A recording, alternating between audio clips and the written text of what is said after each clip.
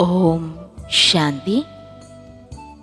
മാതേശ്വരിജിയുടെ ലൗകിക ജീവിതം. മമ്മയുടെ ലൗകിക നാമം രാധേ എന്നായിരുന്നു. മമ്മയുടെ പിതാവിൻ്റെ പേര് പോക്കർദാസ് എന്നും മാതാവിൻ്റെ പേര് റോച്ച എന്നുമായിരുന്നു. 1919 അമൃത്സറിലാണ് മമ്മ ജനിച്ചത്. മമ്മയ്ക്ക് പാർവതി എന്ന പേരിൽ ഒരു മൂത്ത സഹോദരി ഉണ്ടായിരുന്നു. പാർവതിയുടെ വിവാഹം നേരത്തെ കഴിഞ്ഞിരുന്നു. കൂടാതെ ഗോപി എന്ന പേരിൽ ഒരു ഇളയ സഹോദരിയും ഉണ്ടായിരുന്നു. മമ്മയുടെ പിതാവ് സ്വർണത്തിൻ്റെയും വെള്ളിയുടെയും വ്യാപാരിയും നെയ്യുടെ മൊത്ത വ്യാപാരിയുമായിരുന്നു. മുംബൈ, മദ്രാസ്, സിലോൺ, ശ്രീലങ്ക എന്നിവിടങ്ങളിൽ അദ്ദേഹം വ്യാപാരം നടത്തിയിരുന്നു. വ്യാപാരത്തിൽ ഭീമമായ നഷ്ടം സംഭവിച്ച് സർവവും കാലിയായതിനാൽ അദ്ദേഹം ഹൃദയാഘാതം സംഭവിച്ച് മരണമടഞ്ഞു. അതോടെ രാധ തൻ്റെ അമ്മയും ഇളയ സഹോദരിയോടും ഒപ്പം സിന്ധ്, ഹൈദരാബാദിലുള്ള മാതൃമാതാവിനോടും അമ്മാവനോടും ഒപ്പം താമസിക്കാൻ പോയി. വിദ്യാർത്ഥി ജീവിതം. ബ്രഹ്മകുമാരി ദാദി ശാന്താമണിജി മമ്മയുടെ ലൗകിക ജീവിതത്തെക്കുറിച്ച് ഇപ്രകാരം പറയുന്നു. അവർ 2 സഹോദരിമാരും ഹൈദരാബാദിലെ സ്കൂളിലായിരുന്നു പഠിച്ചത്. രാധ പഠിത്തത്തിൽ എപ്പോഴും ഒന്നാമതായിരുന്നു. സംഗീതത്തിലും നൃത്തത്തിലും ഒന്നാമതായിരുന്നു. സ്കൂളിൽ എന്തെങ്കിലും മത്സരം നടത്തിയാൽ രാധയ്ക്ക് തന്നെയായിരുന്നു 1ാം സമ്മാനം ലഭിച്ചിരുന്നത്. രാധയുടെ ഇഷ്ടഗാനം ഇതായിരുന്നു: ട്വിങ്കിൾ ട്വിങ്കിൾ ലിറ്റിൽ സ്റ്റാർ. വെളുത്ത ഫ്രോക്കും തലയിൽ തൊപ്പിയും ധരിച്ച് രാധെ നൃത്തം ചെയ്യുമ്പോഴൊക്കെ ജനങ്ങൾ അത്ഭുതത്തോടെ നോക്കി നിൽക്കാറുണ്ടായിരുന്നു. രാധയുടെ ഹോബിയായിരുന്നു ബസാറിൽ ഏത് പുതിയ വില കൂടിയ വസ്ത്രങ്ങളെത്തിയാലും ആദ്യമേ വാങ്ങുക എന്നത്. അത്രയ്ക്കും ഫാഷൻ പ്രിയയായിരുന്നു മമ്മ. ഉടുപ്പുകളിലെ ചിത്രങ്ങൾ സ്വന്തമായി ഉണ്ടാക്കുമായിരുന്നു. രാധ മൂത്ത സഹോദരി പാർവതിയോട് പറഞ്ഞ് അമ്മായി രൂപവതിയെ കൊണ്ട് ഉടുപ്പ് ഡിസൈൻ ചെയ്യിക്കുമായിരുന്നു. ദിവസവും രാധെ പുതിയ പുതിയ ഡിസൈനുള്ള ഉടുപ്പുകൾ ധരിച്ച് സ്കൂളിലേക്ക് പോകുമായിരുന്നു. രാധയുടെ തലമുടി വളരെ നീളമുള്ളതും ഭംഗിയുള്ളതും ആയിരുന്നു. രാധയുടെ ഇളയ സഹോദരി ഗോപിയും രാധയെപ്പോലെ തന്നെ ആയിരുന്നു. രാധ സ്കൂളിൽ പോയി വരുന്ന സമയത്ത് ആൾക്കാരുടെ ദൃഷ്ടി താനെ രാധയിൽ പതിയുകയും നിശബ്ദരായി നിന്നു പോവുകയും ചെയ്തിരുന്നു. രാധെ ഹൈദരാബാദിലെ കുന്ദൻമൽ മോഡൽ സ്കൂളിലായിരുന്നു മെട്രിക് വരെ പഠിച്ചത്. ആശാദീപം. എൻ്റെയും മമ്മയുടെയും അമ്മമാർ സഹോദരിമാരായിരുന്നു. അവരുടെ മറ്റൊരു സഹോദരി, അതായത് ഞങ്ങളുടെ 2ാമത്തെ അമ്മായിയുടെ പേര് ധ്വനി എന്നായിരുന്നു. അമ്മായിയുടെ ഭർത്താവിൻ്റെ മരണം സംഭവിച്ചത് കാരണം അവരും ഹൈദരാബാദിലെ മമ്മ താമസിക്കുന്ന തറവാട്ടു വീട്ടിലേക്ക് പോന്നു. ഭർത്താക്കന്മാരെ നഷ്ടപ്പെട്ട 2 സഹോദരിമാരും അച്ഛനെ നഷ്ടപ്പെട്ട 3 സഹോദരിമാരുമായി ആ വീട്ടിൽ വളരെ ദുഃഖമായിരുന്നു. അവർ 2 മാതാക്കളും ദുഃഖത്തോടെ കരഞ്ഞുകൊണ്ട് ഈശ്വരനെ പ്രാർത്ഥിക്കാറുണ്ടായിരുന്നു. ഞങ്ങളുടെ അമ്മയും മമ്മയുടെ വീട്ടിൽ പോയി പ്രാർത്ഥിക്കുകയും ജപസാഹബ്, സുഖമണി ഇത്യാദി ഗ്രന്ഥങ്ങൾ വായിച്ച് കേൾപ്പിച്ച് അവരുടെ ദുഃഖം ശമിപ്പിച്ച് മനഃശാന്തി ലഭിക്കാൻ സഹായിക്കാറുണ്ടായിരുന്നു. ഞങ്ങളുടെ അമ്മ അവരുടെ വീട്ടിൽ ദിവസവും പോകുന്നതും വരുന്നതും ബാബയുടെ പത്നിയായ യശോദാ മാത തൻ്റെ വീടിൻ്റെ ജനാലയിലൂടെ നോക്കാറുണ്ടായിരുന്നു. ഒരു ദിവസം വഴിയിൽ വെച്ച് യശോദാമ്മയും ഞങ്ങളുടെ അമ്മയും കണ്ടുമുട്ടിയപ്പോൾ അവർ ഞങ്ങളുടെ അമ്മയോട് ചോദിച്ചു, താങ്കൾ ദിവസവും എങ്ങോട്ടാണ് പോകുന്നത്? ഞങ്ങളുടെ മാതാജി പറഞ്ഞു, ഞങ്ങളുടെ 2 സഹോദരിമാരുടെ ഭർത്താക്കന്മാർ മരിച്ചത് കാരണം അവർ വളരെ ദുഃഖിതരാണ്. ഞങ്ങൾ ഒന്നിച്ചുകൂടി ശാന്തിക്കു വേണ്ടി സത്സംഗം നടത്തുകയാണ്. അപ്പോൾ യശോദാമ്മ പറഞ്ഞു, അവരുടെ വീട്ടിൽ ദാദാ വളരെ നല്ല സത്സംഗങ്ങൾ നടത്താറുണ്ട്. ആദ്യം താങ്കൾ വരൂ, അനുഭവം ചെയ്യൂ, എന്നിട്ട് നല്ലതാണെന്ന് തോന്നുന്ന പക്ഷം അവരെ കൂടി കൂട്ടിക്കൊണ്ടുവരൂ എന്ന്. യശോദാമ്മയുടെ ക്ഷണപ്രകാരം ഞങ്ങളുടെ അമ്മ അടുത്ത ദിവസം അവിടെ പോയി. ബാബ തൻ്റെ കയ്യിൽ ഗീതയുമായി അതിലെ ശ്ലോകങ്ങൾ മനസ്സിലാക്കി കൊടുത്ത് കൊണ്ടിരിക്കുന്നുണ്ടായിരുന്നു.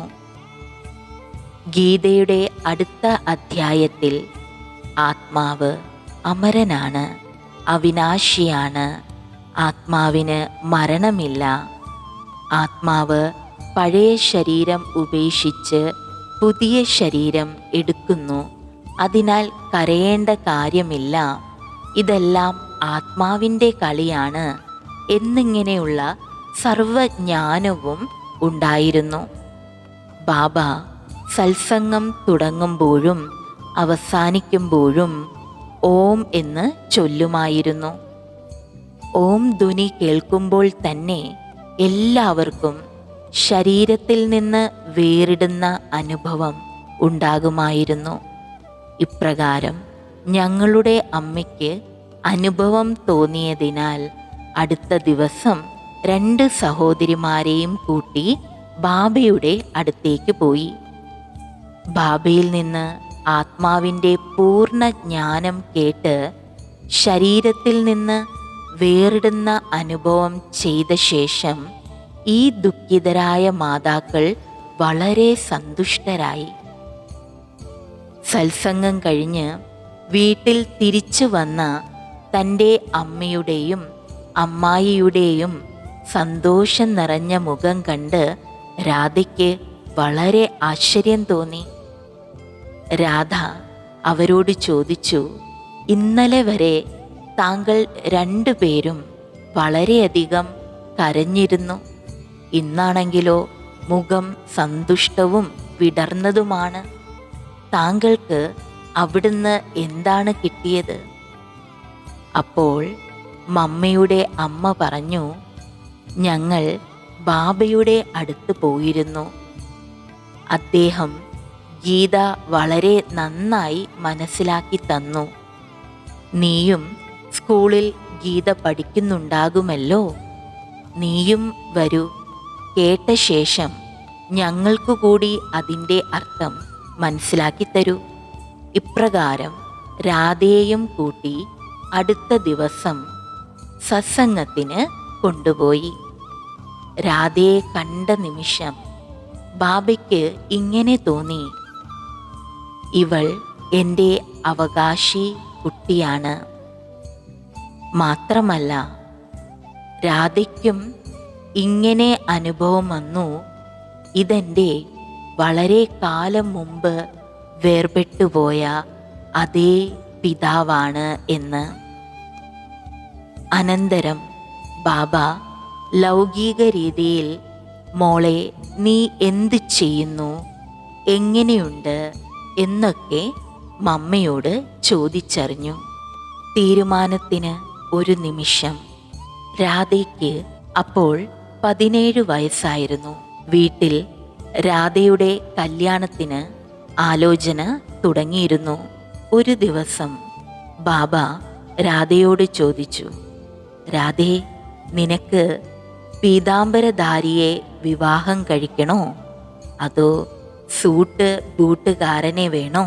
ഈ ജ്ഞാനത്തിലൂടെ സ്വയത്തിൻ്റെ മംഗളവും വിശ്വത്തിൻ്റെ മംഗളവും ചെയ്യുമോ, അതോ വിവാഹം കഴിച്ച് വീടിൻ്റെ സംരക്ഷണം ചെയ്യുമോ? ആലോചിച്ച് മറുപടി പറയൂ. ബാബ രാധയ്ക്ക് മറുപടി പറയുന്നതിനായി 24 മണിക്കൂർ കൊടുത്തിരുന്നു. എങ്കിലും രാധ ഒറ്റ നിമിഷത്തിൽ തന്നെ ഭാവി ജീവിത തീരുമാനം എടുക്കുകയും അപ്പോൾ തന്നെ ബാബയ്ക്ക് മറുപടി കൊടുക്കുകയും ചെയ്തു. ബാബ, ഞാൻ ഗിരീധരനായ ഗോപാലൻ്റെ അതേ രാധയാണ്. ഞാൻ ഈ ജ്ഞാനമാർഗം സ്വീകരിച്ച് വിശ്വത്തിൻ്റെ മംഗളം ചെയ്യും. ആ ദിവസം മുതൽ ബാബ രാധയുടെ മേൽ ജ്ഞാനത്തിൻ്റെ മഴ പെയ്യിക്കുകയും ജ്ഞാനത്തിൻ്റെ കലശം വെച്ചു കൊടുക്കുകയും ചെയ്തു. രാധ സത്സംഗത്തിൽ ഓം ധ്വനി വളരെ നന്നായി ചൊല്ലുമായിരുന്നു. ഇക്കാരണത്താൽ ബാബയുൾപ്പെടെ എല്ലാവരും രാധയെ ഓം രാധേ എന്ന് വിളിക്കാൻ തുടങ്ങി. അങ്ങനെ രാധയുടെ പേര് ഓം രാധേ എന്നായി. ഓം രാധേ വളരെ ഭംഗിയായി പാടുമായിരുന്നു. ഓം മണ്ഡലിയിൽ വന്ന് എന്ത് കണ്ടു, എന്തായി മാറി, ഈ ഗീതം മമ്മ എഴുതി പാടിയപ്പോൾ ബാബ വളരെ പ്രഭാവിതനായി. ബാബ ദിവസവും ഓരോ പാട്ടെഴുതി കൊടുക്കുകയും ഓം രാധ അവയെ ക്ലാസ്സിൽ പാടി കേൾപ്പിക്കുകയും ചെയ്യുമായിരുന്നു. ഓം രാധ പാടുമ്പോൾ കേൾക്കുന്നവർ വളരെ സന്തോഷിക്കുകയും അവരുടെ ഹൃദയത്തിൽ അത് മായാത്ത ഓർമ്മയായി പതിയുകയും ചെയ്തിരുന്നു. പതുക്കെ പതുക്കെ സത്സംഗം വളർന്നു. മാതാക്കളും കന്യകമാരും വന്നു തുടങ്ങി. ഓം രാധ തന്നെ ശ്രീ അനുരാധ. ആ ഇടയ്ക്ക് ബാബ തൻ്റെ ലൗകിക പരിവാരത്തോടൊപ്പം കാശ്മീരിൽ പോയി.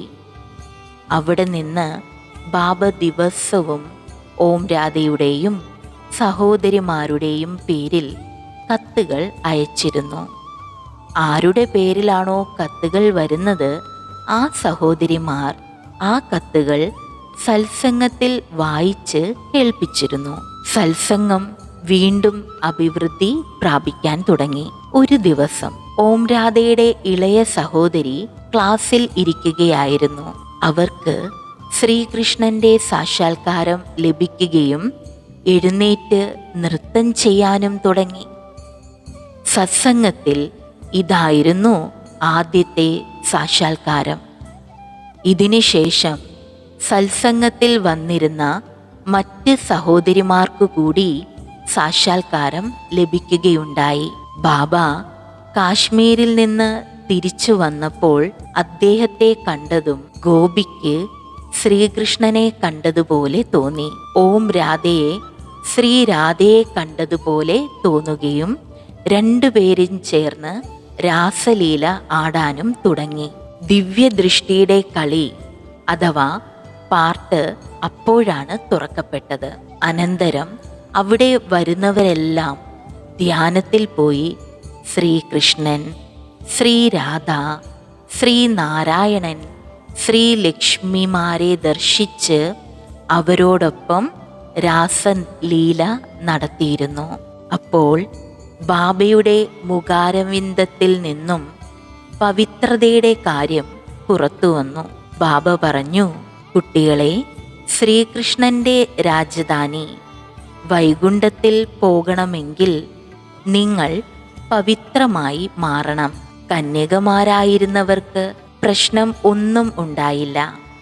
എന്നാൽ ഗൃഹസ്ഥികളുടെ ഭർത്താക്കന്മാർ വ്യാപാരാർത്ഥം വിദേശത്ത് പോയി തിരിച്ചു വന്നപ്പോൾ വീടുകളിൽ ഭാര്യാഭർത്താക്കന്മാർ തമ്മിൽ കലഹം തുടങ്ങി. പതി പറയുന്നു, ഞങ്ങൾക്ക് വികാരങ്ങളാകുന്ന വിഷം വേണം. പത്നി പറയുന്നു, ഞങ്ങൾ പരമാത്മാവിനോട് പ്രതിജ്ഞ ചെയ്തിരിക്കുകയാണ്, പവിത്രമായിരിക്കും, ഞങ്ങൾക്ക് വിഷം കൊടുക്കാൻ സാധ്യമല്ല. അങ്ങനെ അവരുടെ ഭർത്താക്കന്മാർ തമ്മിൽ സംസാരം ഉണ്ടായി. ശ്രീകൃഷ്ണന്റെ ദർശനം കാണിച്ചു കൊടുത്ത് അവരോട് പവിത്രമായിരിക്കാൻ പറയുന്ന ഈ മായാജാലക്കാരൻ ആരാണ്? പിന്നീട് എതിർപ്പുകളും പിക്കറ്റിങ്ങുകളും തുടങ്ങി. എന്നാൽ ഓം രാധ സത്സംഗം സംരക്ഷിക്കുന്ന തൻ്റെ ചുമതല നിശ്ചിന്തമായിട്ടും അചഞ്ചലതയോടും കൂടി ചെയ്തു പോന്നു. ഇത് 1936 കാര്യമാണ്. ആരെങ്കിലും ചോദിച്ചാൽ ബാബ പറയുമായിരുന്നു, ഞാൻ ഒന്നും തന്നെ ചെയ്യുന്നില്ല. ഈ സത്സംഗം കന്യകമാരുടെയും മാതാക്കളുടേതും ആണ്. സത്സംഗം അവരാണ് ചെയ്യുന്നത്. മുകളിലുള്ള ആൾ പരമാത്മാവ് വരുന്നു, ഉച്ചരിച്ച ശേഷം തിരിച്ചു പോകുന്നു. മുകളിലുള്ള ആൾ എന്തു പറയുന്നുവോ അത് ഞാനും ചെയ്യുന്നു. എനിക്ക് മറ്റൊന്നും അറിയില്ല. ഇങ്ങനെ പറഞ്ഞ് എല്ലാവരെയും ബാബ ഓം രാധയ്ക്കടുത്തേക്ക് പറഞ്ഞുവിടും. എപ്പോഴും ബാബ ഓം രാധയെ മുൻപിൽ വയ്ക്കുമായിരുന്നു. ഗോപിയുടെ സാക്ഷാത്കാരത്തിൻ്റെ പാർട്ട് 1 വർഷത്തോളം തുടർന്നു.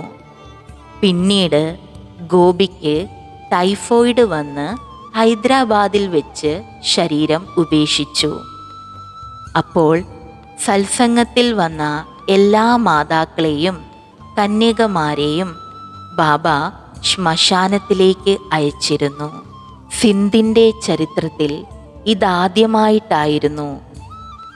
സ്ത്രീകൾ ശ്മശാനത്തിൽ പോകാറേ ഇല്ലായിരുന്നു. ശവയാത്രയിൽ ഇത്രയും സ്ത്രീകളെ കണ്ട് ജനങ്ങൾ ആശ്ചര്യപ്പെട്ടു.